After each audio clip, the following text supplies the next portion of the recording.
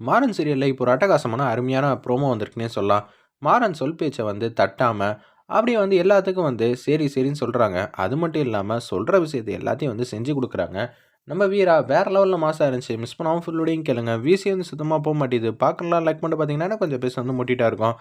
"டேய் பேப்பர்ல கையெழுத்து போடுவியா? மாட்டியா? சரி. அப்பனா நானும் சில பல கண்டிஷன்லாம் சொல்றேன். அதுக்கு நீ ஓகே சொன்னனா, கண்டிப்பா நான் உனக்கு பேப்பர்ல கையெழுத்து போடுவேன். இல்லன்னா எப்புட்றா? நீ சொல்ற எந்த விஷயத்தையும் என்னால செய்ய முடியாது." அப்படின்னு சொன்னோனே, கடுப்பாயிட்டாங்க அந்த இடத்துல நம்ம மாறன். அப்ப நான் என்னைக்குமே வந்து பேப்பர்ல கையெழுத்து போட மாட்டேன். 10 வருஷம், 20 வருஷம் ஆனாலும் சரி. என்னது 10 வருஷம், 20 வருஷமா? அப்பனா நமக்கு விவாகரத்து வேணும். அப்பனா நம்ப இவன் சொல் பேச்சு எல்லாத்தையும் கேட்டு தான் ஆகணும் போல இருக்கு.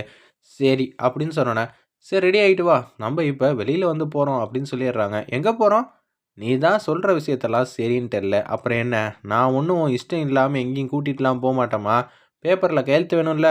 "ஆமா வேணும்." "அப்ப நான் சொல்ற விஷயத்த முதல்ல செய்யுங்கிற" மாரி அருமையா வந்து மாஸா வந்து பேசுறாங்க. வேற லெவல்ல இருந்துச்சுன்னே சொல்லலாம் அந்த சீன்லாம். உடனே வந்து குடுகுடுன்னு வந்து வீரா மட்டும் ரெடி ஆயிட்டு வந்துட்டாங்க. அந்த இடத்துல சரி உன்னோட சர்டிஃபிகேட்லாம் ஆல்ரெடி வந்து நான் வந்து எடுத்து வச்சுக்கிட்டேன் அப்படின்னு சொல்லி மனசுல வந்து நினச்சுக்கிட்டே அப்படியே காலேஜுக்கு ரூட்டுக்கு வந்து விட்டுக்கிட்டு இருக்காங்க. வீராவை கொண்டு போய் வந்து நல்லபடியா படிக்க வைக்கணும்னு பாண்டியனோட ஆசை எல்லாத்தையும் வந்து நம்ம மாறன் வந்து நிறைவேத்துறதுக்காக வந்து காலேஜ் வாசல்ல வந்து நிப்பாட்டுறாங்க. "டேய் என்ன படிக்க வைக்க போறியா? ஏய் தேவையில்லாம பேசுறவயெல்லாம் வச்சுக்காத. உனக்கு என்ன வேணும்? விவாகரத்து வேணும். அப்பன்னா பேசாம நான் சொல்ற விஷயத்தெல்லாம் நீ செய்யணும். சரியா?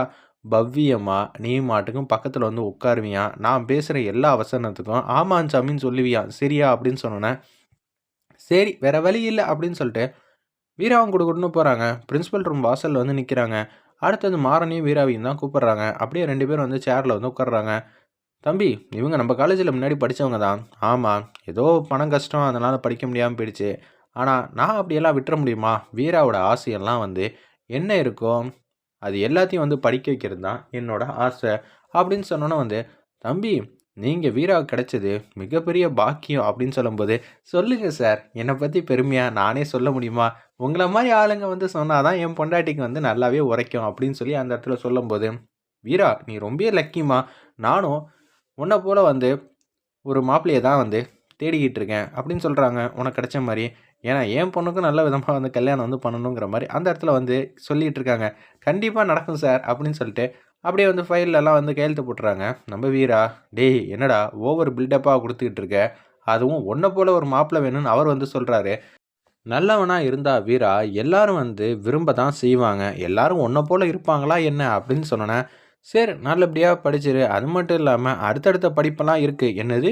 2 வருஷம் கழிச்சு தான் நீ கையெழுத்து வந்து போடுவியா? கண்டிப்பா நான்லாம் படிக்கவே மாட்டேன். என்னடா நினச்சுக்கிட்டு இருக்க?" அப்படின்னு சொல்லி அந்த இடத்துல வந்து கன்னா பின்னான்னு வந்து திட்டுறாங்க. நம்ப மாறன. உடனே வந்து, "உனக்கு பேப்பர்ல கையெழுத்து போடணும்னா நல்ல விதமா படி. இல்ல வேணான்னு நீ முடிவு பண்ணிட்டேன்னு வச்சுக்கயேன், அதுக்கப்புறம் நான் சொல்றதுக்கு ஒண்ணுமே இல்ல. ஆப்ஷன் என்ன?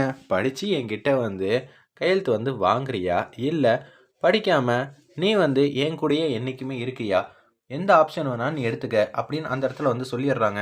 இத கேட்டோனே வந்து சந்தோஷப்படுறாங்க வீரா. "எப்படியோ கையெழுத்து போடுறேன்னு சொல்லியிருக்கானே, அதுவரைக்கும் சந்தோஷம் தான்." அப்படின்னு சொல்லிட்டே இருக்காங்க அந்த இடத்துல.